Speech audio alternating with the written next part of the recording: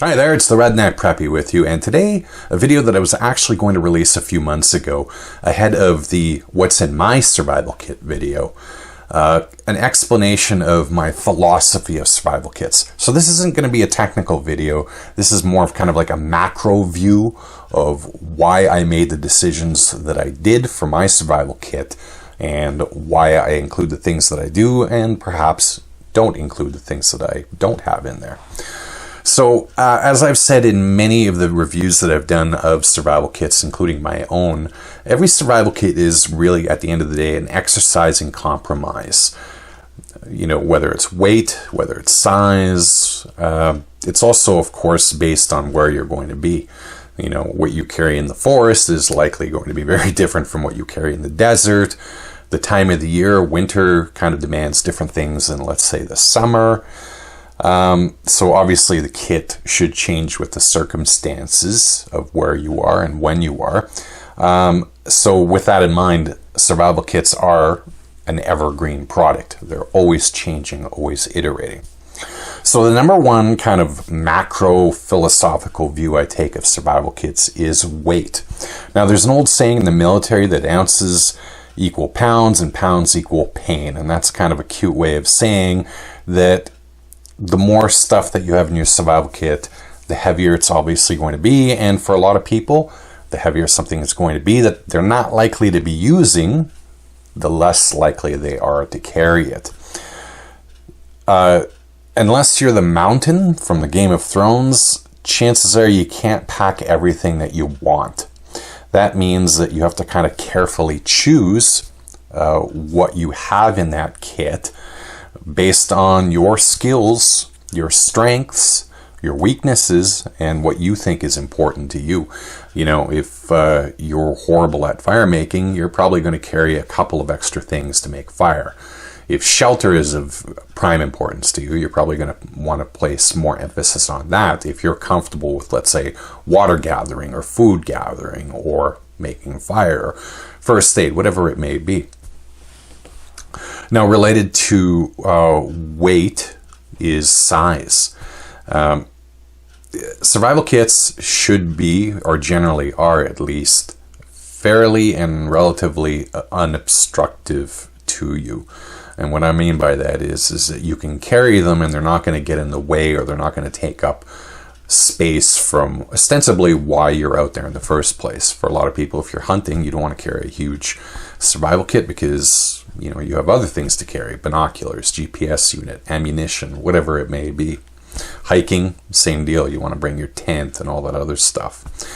The longer you carry something and don't use it, the more likely you are to eventually not bring it. So you don't want something that's too big. Not directly related to weight and size, but probably still a consideration, I think, for most people, is cost. If money is no object, buy the best of everything you possibly can. You know, if you can afford that stuff, great. For the rest of us, I advise, you know, spending the money where you have to on the really important things. Save money where you can. You know, I think in my survival kit, I pointed out that some of the stuff that I have came from dollar stores. Waterproof matches, stormproof waterproof matches that cost $2 for a pack at the dollar store work exactly the same as they do at Outfitters, where you're spending several times the cost.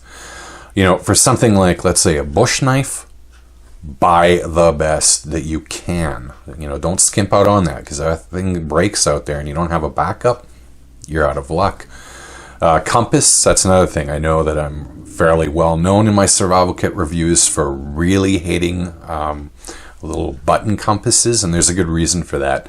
I find that they're not particularly good. There are some that are good, don't get me wrong, and I've actually got one that's of relatively decent quality. But for the most part, compass is something that you want to spend a lot of money on. You know, things like that. Fire is pretty important too. If you remember my survival kit, I spent a fair bit of money on tinder, a little tinder rope that I carry. And, you know, could you use dryer lint? Sure. Are you comfortable using dryer lint? Yeah, probably. It's actually a pretty good thing, and a lot of people use it. But I spent money on fire because I really appreciate being able to start a fire when I absolutely need it. Same thing with my knife, same thing with my compass. I spent some money on those things. Other things I went a little lower cost on. The tarp slash sheet that I used for my shelter, didn't spend a lot of money on that because I'm fairly comfortable that I can create a shelter if I really have to. For some things that you can shop around, like I said, tinder sticks are $10 in that outfitter. I found some that were, I think, $1.50 for the equivalent amount, and they work exactly the same. They're constructed exactly the same.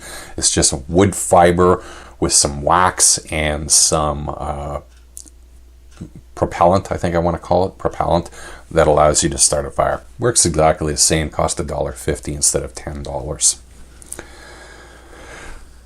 Number 4 is what I call the 2 is 1, 1 is none principle. And again, that's another military saying. One of my principles is that if you carry one thing, chances are that damn thing is going to break and now you have none.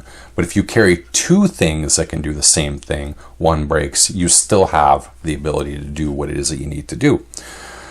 So one of my principles then is that I carry as many things as possible that can do a dual purpose. They can back up something else, or it's a redundant item. So for me, fire, I got a tinder. I've got a firestone. I've got also a small little Bic lighter in my kit. If need be, I might even also put a Fresnel lens in there if I really feel like it. It doesn't take a lot of room, and that also starts fire. All those things can do the same job. So having redundancy is a pretty good thing. Number 5, the thing that also guides my creation of survival kits is knowledge. And that's probably the most important thing that you can bring with you into the bush. You can pack the best of everything that you can and have, but if you don't know how to use it, it will be worthless to you out there. The most potent survival kit tool is really your brain. Don't compromise on that. Learn some skills and practice them. A fancy compass and a map doesn't do you much good if you can't do navigation by compass and map.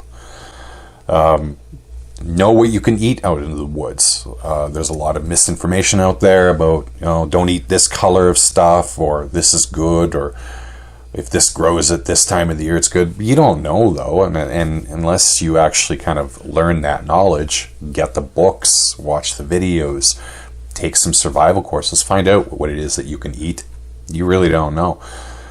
Learn how to start fires. It's pretty darn easy to start a fire with a lighter, you think, but try and do that with your hands are cold, the lighter is wet, your tinder is wet, it's windy.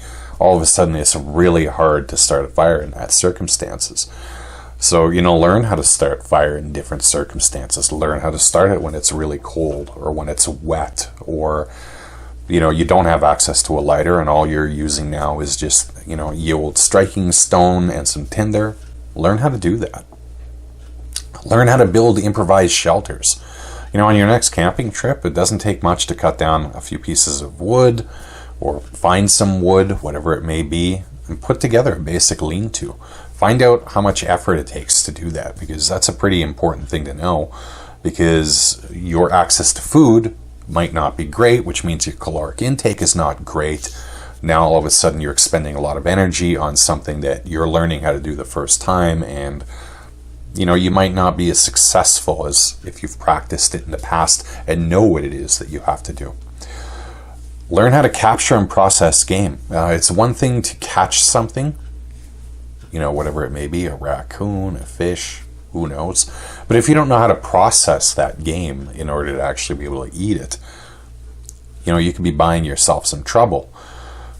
In terms of infecting the food. Let's say if you cut the stomach open by accident, or you cut open, one of the internal organs, and all of a sudden that meat is rendered inedible. So learning how to process and prepare game is pretty important too.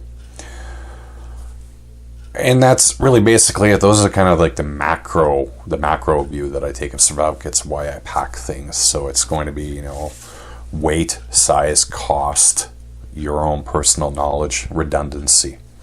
At the end of the day, survival kits are personal.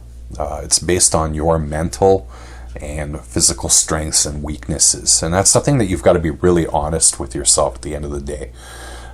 You can buy a pre-made survival kit off the shelf. I've reviewed many of them on this channel. Some of the ones that are out there for sale are good, but again, it kind of depends on what it is that you're bringing to the table. And if you don't have the skills, or you don't know how to use this stuff, or the survival kit emphasizes something that you're good at, but you know, de-emphasizes something that you're bad at, you know, it's almost as bad as not having a survival kit at all. Importantly, perhaps most importantly, if I haven't said it already, I'm going to be redundant, one of my principles. You have to test the gear to see if it actually works and you know how to use it. Because again, having a tool but not knowing how to use it is almost the same as not having the tool at all. And that's basically it. Like I said, it was just a quick and dirty little video, a macro view of what I pack in survival kits, why I pack things into survival kits, and some of the things that I take into account when I'm putting one together. If you enjoyed the video, please feel free to give it a like, share it, subscribe to the channel if you want to watch more videos of this kind. In the description below, you're going to find links to both my Twitter and Facebook pages. The Twitter kind of reports from the field, things I find interesting, links, that sort of thing.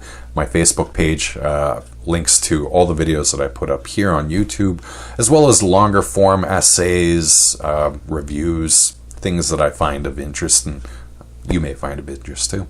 At any rate, I hope you have a great day. If you go into the woods, always be prepared, and have a great one. Bye. Lost up in no man's land of the Northwest Territories. They were lost up in no man's land, the Martin Hartwell story.